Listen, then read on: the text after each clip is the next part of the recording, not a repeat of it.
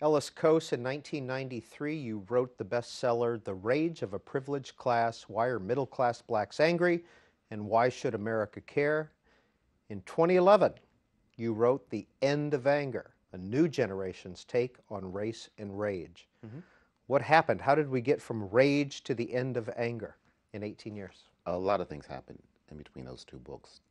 And even though The End of Anger is not exactly a sequel, it certainly is in some sense a follow-up book to The Rage of a Privileged Class. The central message of which was there were many African Americans who were angry and very frustrated at their inability to get beyond a certain point in American life, to get beyond a certain point in corporate structures. They were frustrated about the glass ceiling.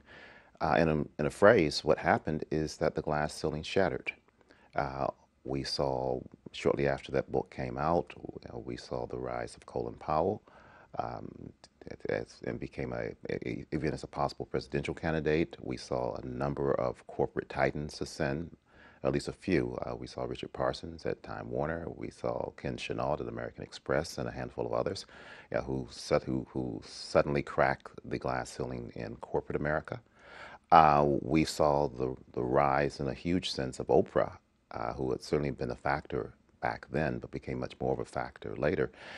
So we basically saw a whole new dynamic capped with the campaign and then the election of President Obama, which, whatever else it said clearly to all Americans that there is no longer any seat that is reserved solely for whites only in this country when it comes to seats of power and influence.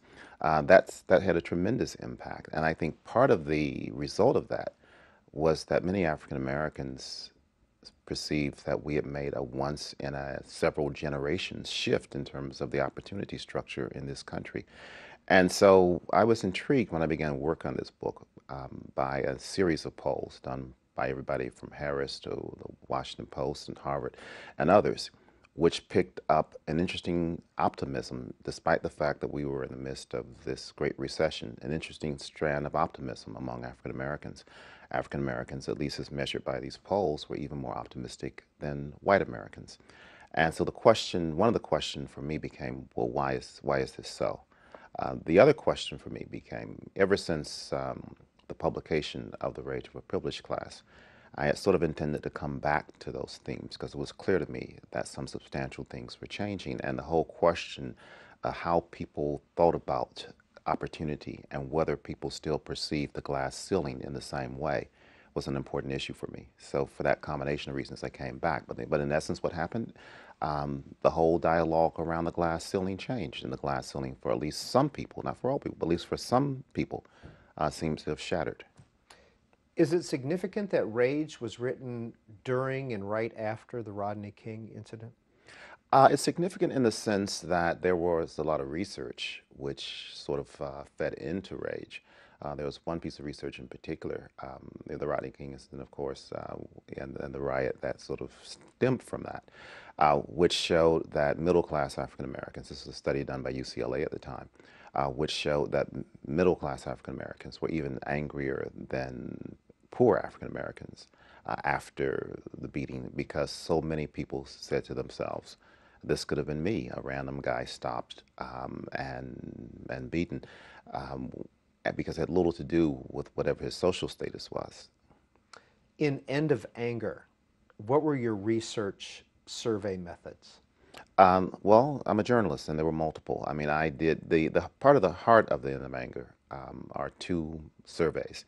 I did a survey of black alumni of Harvard Business School, and I also did a survey of alumni of A Better Chance, which is a program that's been in existence since the mid-1960s that takes people, primarily people of color, primarily from urban areas, who start off life largely poor and underprivileged, to use the term, and who end up going to some, because of the program, end up going to some of the best prep schools and secondary schools in the country. So I had two fairly large surveys. Collectively, there were over 500 people in those surveys who consented to fill out a very lengthy questionnaire. The questionnaire was close to 100 items.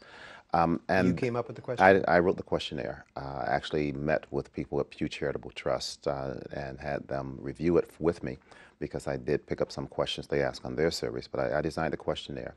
The two organizations, ABC and the Alumni Association, were good enough to distribute it for me, and then I analyzed the results. So, after the surveys came in, some of the things were so intriguing that I decided we needed to do follow-up interviews. So we did about 140 follow-up interviews, fairly in depth. So we took a section of those who we had surveyed and either through phone calls or via email, I asked them a whole series of questions which stemmed from the responses they had given to the original questionnaire.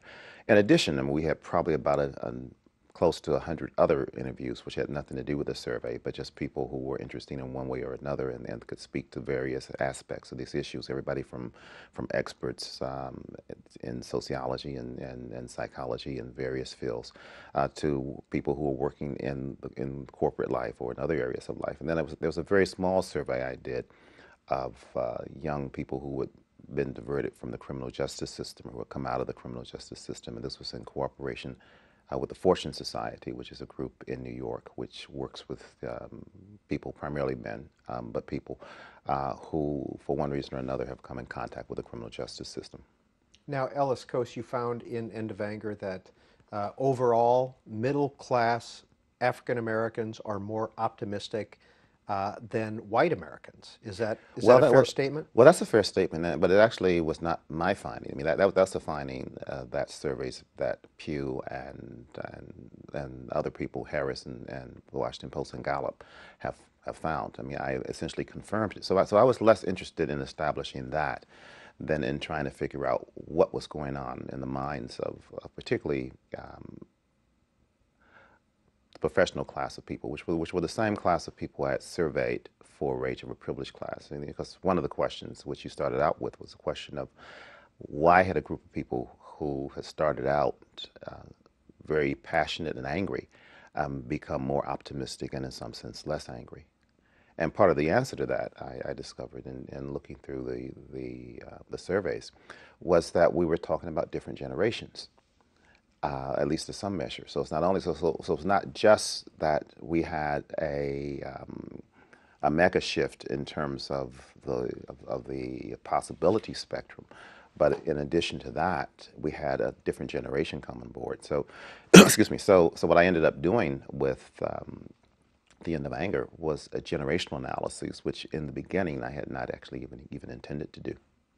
Now, in Rage of a Privileged Class, you list a dozen demons for black professionals. Here they are. Number 1, inability to fit in. 2, exclusion from the club. Low expectations, shattered hopes, faint praise, presumption of failure.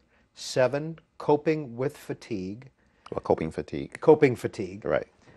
8, pigeonholing. 9, identity troubles. 10, self-censorship and silence. 11, mendacity. And 12, guilt by association. Mm-hmm. Do those still exist in some form in your view? Of course, yes. Yeah. I mean, one of the things that people have sort of said to me is, well, has the world suddenly changed so much in that time that the earlier analysis no longer applies? What we're instead dealing with is sort of two different ways of looking at the world in a sense. I mean, a world, like as any enterprise in transition, including our society, you have a lot of the residue of the old, and you also have the phenomena of the new. And so the inability to fit in, which is number one, which was the difficulty that many African Americans had immersing themselves into corporate structures or into the structures of these large institutions, is something that many people still cope with today. Coping fatigue, which was that whole sapping of energy that occurs from trying to please people who aren't necessarily inclined to be pleased by your performance or who don't really see you in the same way that you see yourself. Certainly many people still go through that. But in addition to all the things that are listed there, which still exist, you have an array of opportunities that at least some people perceive that they didn't perceive before. And so this whole idea that you can just, whatever you do, and however you network and whoever you try to connect with, you're just